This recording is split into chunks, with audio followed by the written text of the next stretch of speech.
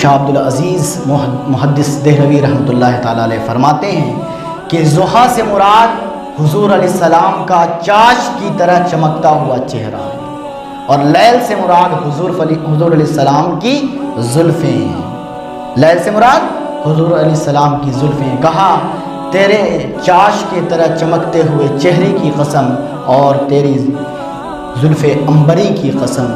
تو میرے بھائی اس پہ بڑی خوبصورت بات سیدنا ابو ہریرہ رضی اللہ تعالیٰ عنہ نے لکھی ہے۔ وہ فرماتے ہیں کہ ایک دن رات تھی، 14ویں رات کا چاند چمک رہا تھا، اور میں کبھی چاند کو دیکھتا تھا اور کبھی حضور کو دیکھتا تھا، اور میں فیصلہ کرنا چاہتا تھا کہ آسمان کا چاند سونا ہے یا مدینے کا چاند سونا ہے۔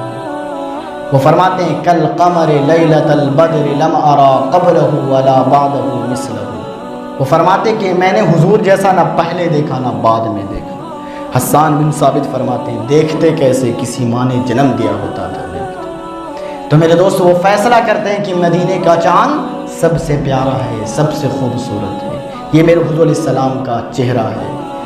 بلکہ چہرے کا حسن تو حسن رہا، ان کی انگلیوں کا حسن ہے کہ حضرت میمونہ بنت کردم رضی اللہ تعالیٰ ماتی ہیں کہ حج کا موقع تھا، میں اپنے والد گرامی کے ساتھ حج میں آئی ہوئی تھی۔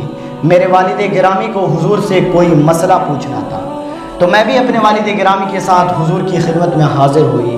میرے والد جو حضور سے مسئلہ پوچھ رہے تھے، تو میں نے چاہا کہ میں حضور کے چہرے کو دیکھوں، لیکن مجھ میں ہمت نہیں ہوئی کہ میں حضور کے چہرے کو دیکھ سکوں، لیکن میں نے حضور کی مبارک انگلیوں کو دیکھا۔ وہ فرماتے ہیں فیما نصیب طولا عصوہ، یعنی حضور کی انگلیوں کا حسن پھر پوری زندگی میری نگاہوں سے جاتا ہی نہیں، یعنی میرے حضور کی انگلی مبارک اتنی خوبصورت تھی کہ ساری زندگی میمونہ بنت کردم رضی اللہ تعالیٰ عنہ نے حضور کی انگلیوں کے حسن کو لوگوں سے بیان کرتے رہے۔ بلکہ امام زرقانی رحمۃ اللہ تعالیٰ علیہ نے حضور کے حسن پر ایک بڑی خوبصورت بات لکھی ہے کہ حضور علیہ السلام مسجد نبوی سے نماز فجر پڑھا کر باہر تشریف لے گئے سیر پہ گھومتے ہوئے، تو حضور علیہ السلام مدینے سے کچھ دور گئے تو دیکھا کہ ایک قافلے والوں نے پڑاؤ کیا ہوا ہے، تو حضور علیہ السلام کے پاس سے گزرے تو ان کے اونٹ بیٹھے ہوئے تھے، تو حضور علیہ السلام کو ایک سرخ رنگ کا اونٹ پسند آ گیا، تو حضور علیہ السلام نے ان سے پوچھا کہ تم اونٹ کو بیچتے بھی ہو؟ تو انہوں نے کہا ہاں بیچتا ہوں۔ کہا کتنی قیمت ہے؟ تو انہوں نے بتلایا کہ اس کی اتنی قیمت ہے۔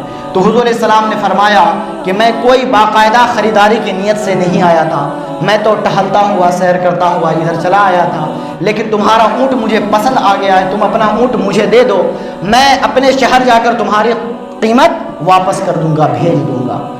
تو انہوں نے کہا ٹھیک ہے، منظور کر لیا، حضور کو اونٹ دے دیا۔ وہ حضور کو اونٹ دے دیا، حضور اونٹ لے کر جاتے رہے اور یہ حضور کو تکتے رہے، جب تک حضور آنکھوں سے اوجھل نہیں ہوئے یہ حضور کو مسلسل دیکھتے رہے۔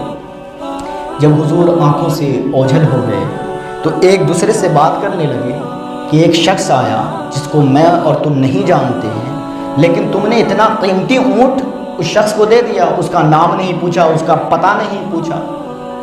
یعنی جب ہم کسی کو نقد سامان دیتے ہیں تو کوئی پوچھنے کی حاجت نہیں ہوتی ہے، لیکن جب ہم کسی کو ادھار دیتے ہیں تو اس کو ہم جانتے ہوتے ہیں پہلے سے، یا درمیان میں کوئی ضامن ہوتا ہے۔ تو فرمایا ایک شخص آیا تم سے قیمتی اونٹ لے گیا، تم نے اس سے اس کا نام بھی نہیں پوچھا۔ تو ایک شخص کہنے لگا جب وہ بات کرتا تھا تو اس کے چہرے سے نور نکلتا تھا، اس کے لبوں سے پھول جھڑتا تھا، اذا تکلم رؤیا کالنور یخرج من بین ثنایا، جب وہ بات کرتا تھا تو اس کے لبوں سے پھول جھڑتا تھا۔ ایک کہنے لگا جب وہ مسکراتا تھا تو سامنے والے پہاڑ پہ عکس پڑتا تھا، اذا ضحک یتلالأ فی الجدر، جب وہ بات کرتا تھا تو سامنے والے پہاڑ پہ عکس پڑتا تھا۔ ایک کہنے لگا کہ ہم تو اس کی آنکھ کو دیکھتے رہ گئے، اللہ نے کتنی خوبصورت اس کی آنکھیں بنائی ہیں۔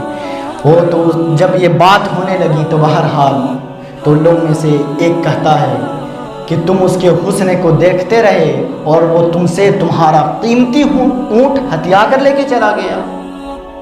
جب یہ لفظ بولے کہ تم اس کے حسن میں کھو گئے اور وہ تم سے تمہارا قیمتی اونٹ ہتھیا کر لے گیا، تو سردار کی بیوی جو خیمے میں پردہ نشی تھی اپنے خیمے کا پردہ سرکاتی اور کہتی ہے انا ضامنۃ لثمن جملکم لا یغدر بکم، خبردار اس کے خلاف اگر ایک بات بھی کہی تو، خبردار اگر اس کے خلاف ایک بات بھی کہی تو، اگر وہ قیمت دینے نہیں آیا تو قیمت مجھ سے وصول کر لینا۔ تو کہتے ہیں وہ لوگ کیا تم اس کو جانتی ہو؟ وہ کہتی واللہ میں بھی نہیں جانتی۔ تو کہا کہ تم کس بات پہ ضامن بن رہی ہو، کس بات پہ ضمانت دے رہی ہو؟ کہا جب تم سودا کر رہے تھے تو میں نے خیمے کی اونٹ سے اس کا چہرہ دیکھا تھا، جس کا چہرہ اتنا خوبصورت ہو وہ جھوٹ کبھی بول ہی نہیں سکتا ہے، جس کا چہرہ اتنا خوبصورت ہو وہ جھوٹ بول ہی نہیں سکتا ہے۔ اتنے میں حضور علیہ السلام کے غلام آ گئے اور ان کو کھجور پیش کیا، یہ ضیافت کے طور پہ آپ کی کھجور ہے اور یہ آپ کی یہ کھجور ہے جس سے آپ اپنی قیمت وصول کر لیں۔ وہ کہتے ہیں کہ ہم قیمت بعد میں وصول کریں گے، پہلے یہ بتلاؤ وہ پیارا رہتا کہاں ہے، وہ محبوب رہتا کہاں ہے۔ سارا قافلہ اٹھا اور حضور کے قدموں میں آیا اور اسلام کی دولت سے مالا مال ہو گیا۔ تو میرے حضور کا حسن ایسا تھا، لوگ دیکھتے اور اسلام میں داخل ہو جاتے تھے۔ حضور کے اخلاق ایسے تھے کہ حضور کے اخلاق کو دیکھ کر لوگ اسلام میں داخل ہوتے تھے۔